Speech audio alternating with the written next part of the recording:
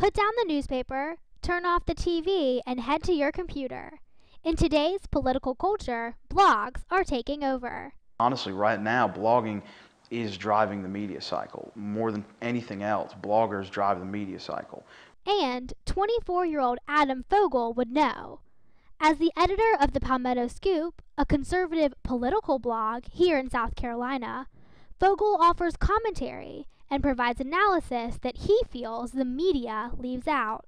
Anyone can post a copy of a story that ran on the state. That's not interesting. I want to post a story that ran on the state and add why this is, take it to that next level that a reporter writing it straightforward can't really do. For Will Folks, editor of the blog Fitz News, blogs offer a more conversational alternative to mainstream media. A weblog is, I guess, where the term comes from. And it's kind of, I guess, an online diary, if you will. And blogs are entries, I guess, that people type in and post on the internet. And then folks are able to come in and comment on what you wrote. Fitz News, as Folks describes, is known for being direct, unconventional, and at times even unfair.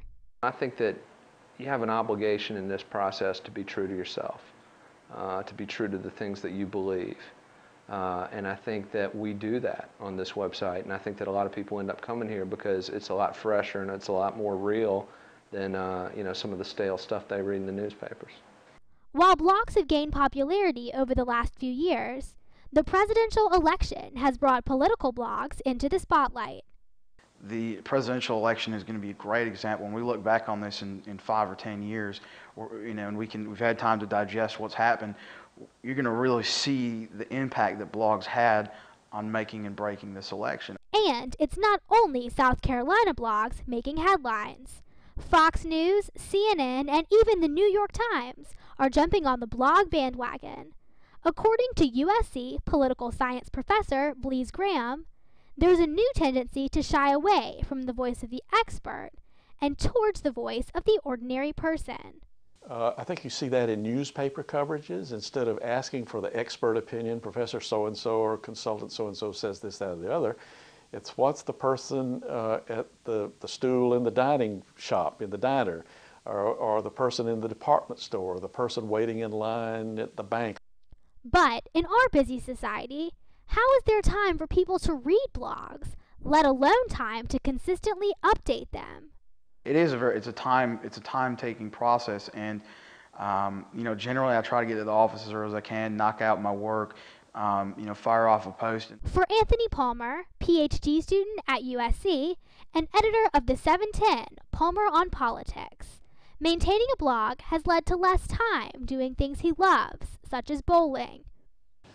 Whenever blogging, like anything else you love, stops becoming fun and starts becoming an obligation or some type of chore, then that's when it's time to kind of take a step back. I know a lot of my readers wish that I posted every day. I don't have the time and I don't have the interest in that. I just write on my own time. It's important to understand, however, that some blogs may contain a strong bias or political motive. Don't believe everything you read. Don't always take it in. Read it, process it for yourself, and then determine how you feel about it, what you take away from it, what is true, what is not true. It's as if the candidates give us the painting, and the blogs give us what the museum guide would tell us about the painting. Ask yourself what's important to you. What's important? Is it national security? Is it the economy? Is it college tuition? And find out all you can about these candidates and learn about their platforms and then make an intelligent decision. To read more from any of the 3 blogs mentioned in this piece, please visit their websites. Adam Fogel's The Palmetto Scoop at www.palmettoscoop.com, Will Folks' Fitz News at www.fitsnews.com, and Anthony Palmer's 710 Palmer on Politics at www.theseventen.com.